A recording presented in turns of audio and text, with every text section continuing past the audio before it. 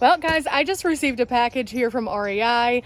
These are all things that I ordered as a nomad, and I want to share them with you. There's a few things along the way that I pick up here and there that are super useful, and some of those things are going to be in this box, but also I have a couple of things that actually Mountain House sent me that I was like, wow, I need to share them with you guys. So I thought what better time than now to do this little unboxing, share some of those items and why I think they're important, but then also to answer a few of your questions. So let's do it. Since I am here at base camp, I have been receiving tons of little packages that are getting me ready for the 2023 season. So all of the items in here are from REI. However, I have a couple of other items that I'm going to be sharing that are not. You might also be able to pick them up from REI. However, they were direct gifts from Mountain House, and I just saw that they had so much value that I wanted to share them. I'm not asking you guys to pick up any of these. I just want to share them.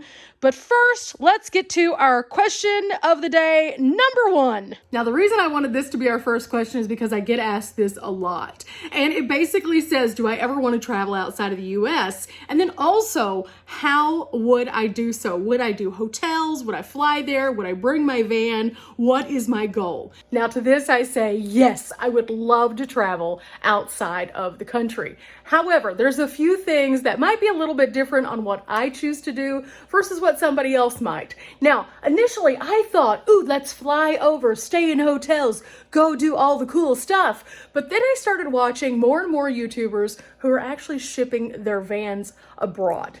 Now, is this something that's going to be attainable to me sometime soon? Probably not. However, I think it'd be super cool to be able to ship my van abroad, and then after I do so, being able to explore for an extended amount of time. I really love that my van has everything I possibly need in there, and at the same time, I'm sure some of those things might not be able to be shipped. So I would have to look into all of the details. However, I did meet a man whenever I was in Bisbee that actually has done this numerous times. He is from Drive the Globe, and you may have seen him on a few other channels. He has this massive orange, like, overlanding vehicle that is absolutely awesome. His name is Mike. If you ever see him, ask him about what he does. Cool stories, really inspirational, and I definitely took some cues onto kind of what I would need to do from him. So if I ever do, I'm going to call Mike and then I'm going to say, hey, how do I do this properly? Because I know he's well versed. So that's how I would see the globe if I could.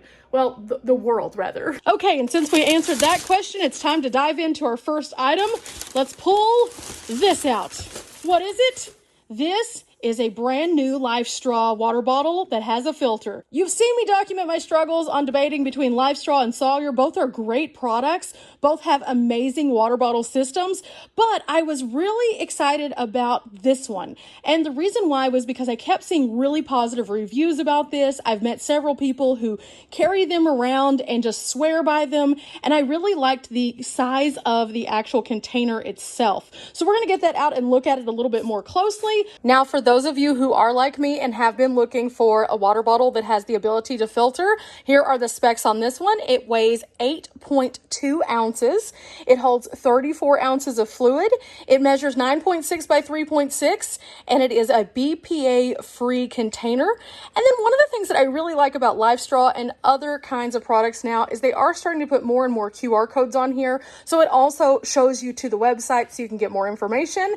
But their box has tons of good stuff on here. Like, for example, the replaceable filters. This is all of the information you need to know about how much that it can actually filter out. Now, the reason why this was important to me was because as I go from place to place, sometimes the water is not the same.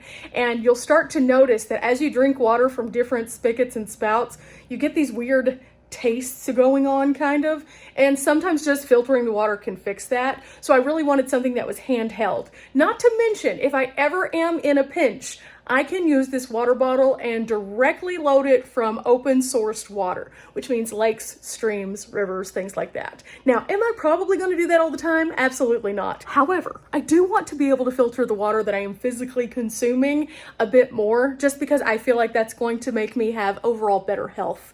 So the filtered water bottle was a big one for me because unfortunately the bag is not as sturdy, and so if I were to drop it, it could lose all the water, but this is less likely to do that. Now on to question number 2, and then we'll get something else out of the box. Now again, back to the laptop for this one. The Camping Queen asks me, what is something that has changed the most for me as a result of traveling more?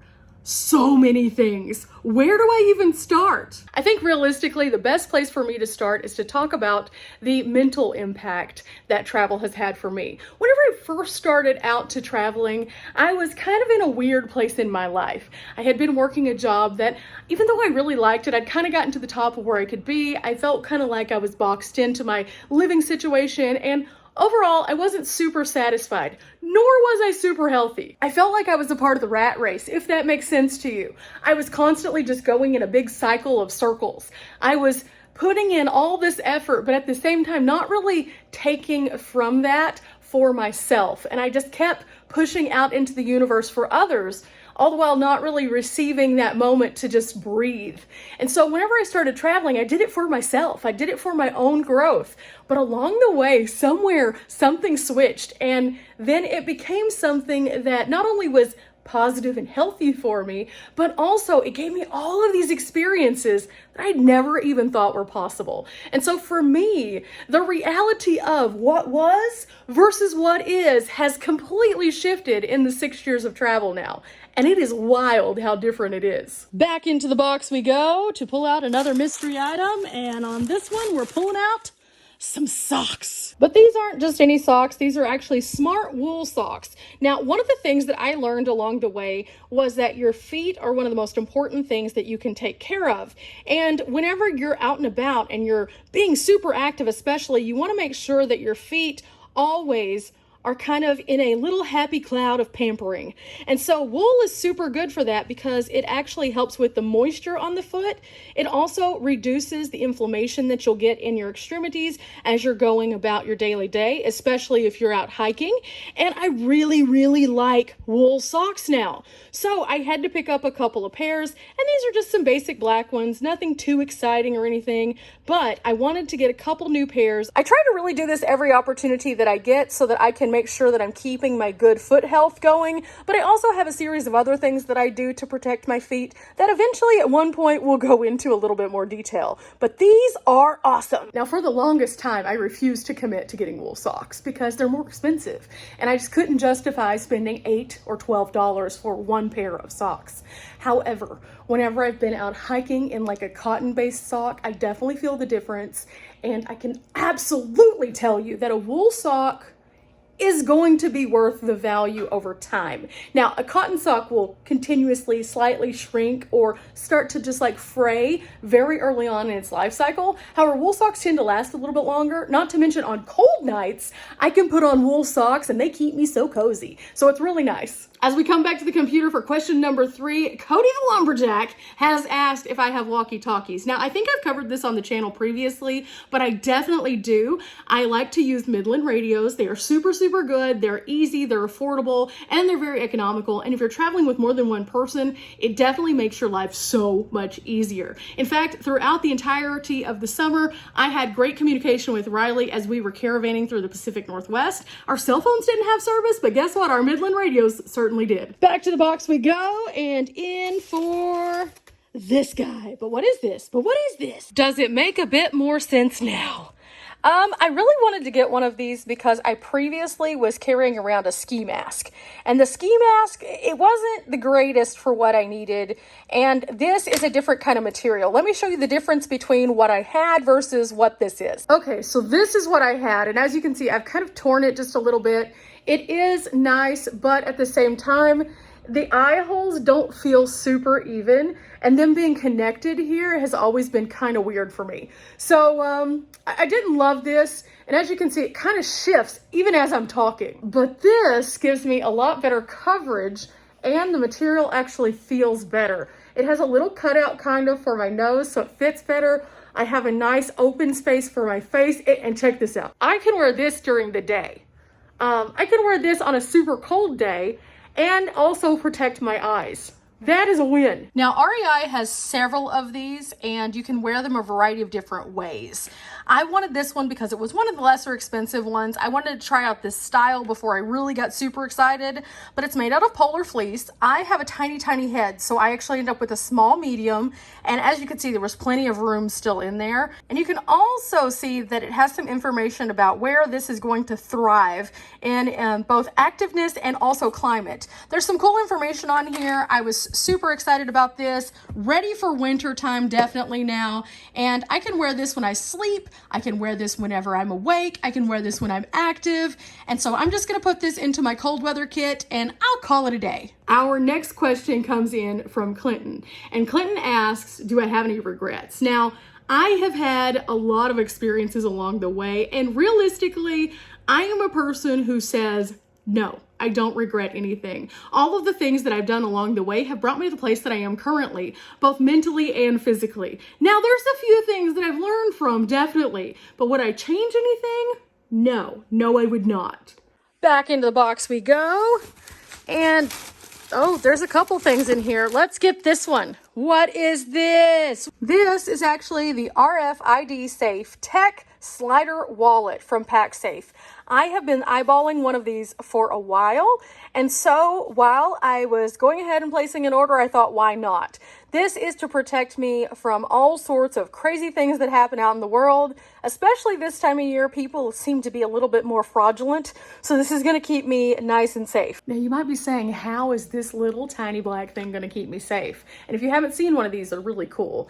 A lot of times you hear all of these scary stories about that people can just walk past you and steal all your ID and information. And I also have heard those stories, but I've also met some people that actually happened to. It's a really scary thing whenever somebody has control over your finances, your identity, things like that. So having something like this just to safeguard yourself is definitely worth it, and definitely something that, because it is so small, why not? Now, again, this is a dabble into RFID, and it's just a tiny little wallet that you can put your things in. Whenever you do, it opens up just like a standard wallet, but there's this metal piece in here that is actually rated so that it cannot be magnetized, and it can't also have your information stolen, which is pretty cool. So your information goes into this thing, and then you can flip it up whenever you need it. Also, there is still the standard wallet pieces, like the place where you can put your money and stuff.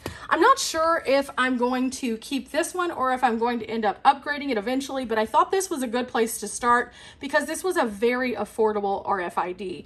And so if I like this, I will probably let it rock for a while. If not, then I'll replace it with a different one that has a kind of different layout because I've seen several. I didn't know for sure, so yeah, we invested to try. Again, it really is about trial and error, so I'll let you guys know what I think after I've used it for a while, but I definitely encourage you to at least start looking into something like this, because if you're traveling all over the country, we already have enough issues where we're having to use gas pumps, or we're having to use ATMs, or we're having to go into places that we don't know the people who work there, so we don't know if they're as, responsible and safe as other places that we might be more familiar with. So this is one way that we can safeguard our identity while traveling. Okay, so Schooly Dreams asks, what is the hardest part of living on the road, in my opinion? Wow. This could be different for each person, but in my personal opinion, I think that has kind of shifted over time. At first I thought, oh my gosh, it's so hard to find a place to park. And then I got over it. And then I thought, oh my gosh, it's so hard to be stealthy. And then I got over that. And then I thought, oh my goodness, it's so hard to do basic things like washing your dishes or doing stuff like that. And then I got a van and got over that too. Whenever I was traveling in a tent, life was much harder. Whenever I got into a van, I hate to say that it's so much easier, because for you guys who are just starting out and thinking about moving into a vehicle of some kind, you're not going to have that 3-year learning curve that I personally did. But I would definitely say just being able to roll with the punches is probably the hardest part when you're first starting out universally, because life's going to throw you some weird stuff as you're going. And unless you do have the ability to just roll with it and laugh off the bad stuff, it's going to be problematic.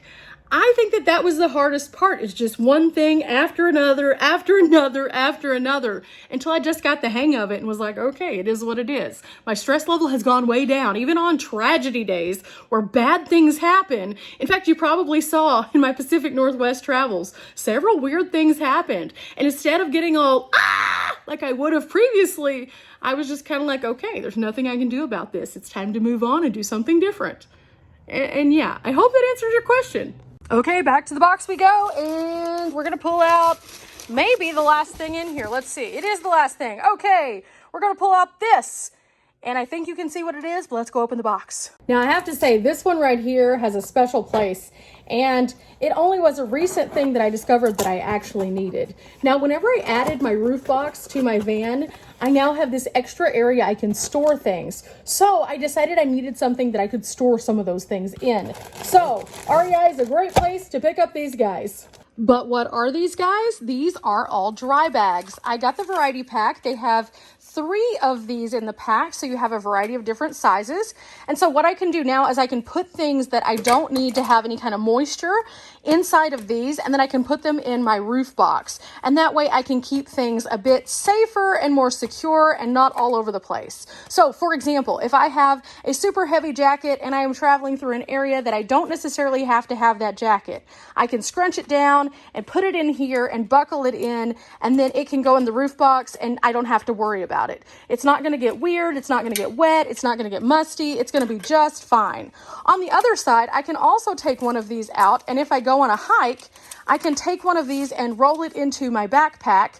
And if I decide along the way that I want to go swimming, I can put my water shoes in here. I can put my bathing suit or my extra towel in here, and then I can carry it back to the van safely without getting everything else wet, which is super important because I carry a lot of camera gear. Now, as we come back to the laptop for the next question, I have 2 more items that I'm going to show you that actually Mountain House sent me as a part of their ambassador program. They sent us little Christmas gifts, and these are 2 things that I am so excited about.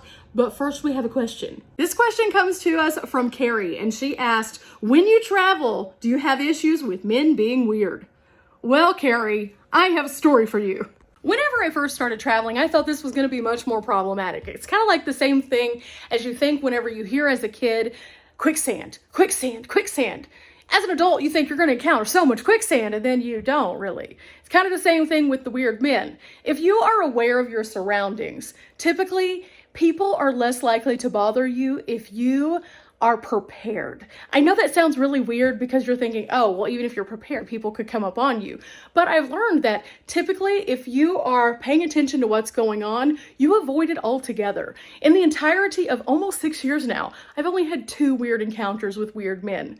The first of which was at a campground. At this campground, I was pretty much the only person staying there, and I noticed that there was a strange vehicle, and the strange vehicle was just kind of lurking, and I thought it was kind of weird, but I was doing my once over. I have this thing that I do every time I pull into a campsite where I really inspect it. I kind of get a feel for it before I unpack anything. I don't get too comfortable until I have gone through this. And while I was doing this, I kind of just kept my eye on the weird vehicle. The weird vehicle continued to just kind of be there, and then it started to slowly move around to where I was. Whenever I was doing this, I was actually in my car, so this was a much bigger ordeal because I physically had like a tent and stuff like that. I couldn't just close up the doors and nobody see what's going on. So I have all this stuff just kind of piled up in my back seat, just waiting to be brought out. And then comes the truck. The truck came around and I kind of noticed that the guy that was in it kind of looked a little sketchy. And then he made the comment, "Hi." And I thought, well, okay, maybe he's not sketchy. But then he got out and I started noticing him trying to look around me and through to what was going on in my car. I'm sure it didn't make sense because I'd been there for a bit and not set a thing up. So I thought at first, well, maybe he's just being curious like I am. But then he started talking kind of in a weird way that made me uncomfortable. So I got out of there. Don't ever stay if you have a weird person. Trust your intuition and just get out there. You can always find another campsite, but you can't find another life. That is my one weird story where I felt super uncomfortable. The other one was on a hiking trail, and we'll talk about that one on another day when we talk about like outdoor safety. Okay, so now we're going to talk about this little guy right here, which was one of the gifts from Mountain House. I love that they really keep a finger on the pulse of outdoor items, so they really know what's going on in the outdoor space, and they thought of us when it came to this guy. Let's open it up though to see why it's so cool. Now, when we pull it out, this is what it looks like, and this is pretty cool because it's actually a rechargeable lantern that we can use. And here is the little battery that comes with it. You can see that it's a pretty bulky battery, and it's going to have tons of recharges on it. So we're just gonna set this to the side, pull this guy out, and I think you can see from just me holding it in my hand, it's not super, super large. It does have this nice like silicone top to it. Okay, as we're looking at this, you can see it's not super big. It's just a little bit taller than my palm when it's just outright like this. The handle itself raises up on both sides, and there is both an in and an outside. They are clearly marked. On the inside, you can actually charge it using the little USB charger, and then on the outside, you can charge another device from this. The handle also fully removes, so if you don't want to use the protective covers, you don't have to. Now, the power button's on the top of this one, and let's see if it comes charged.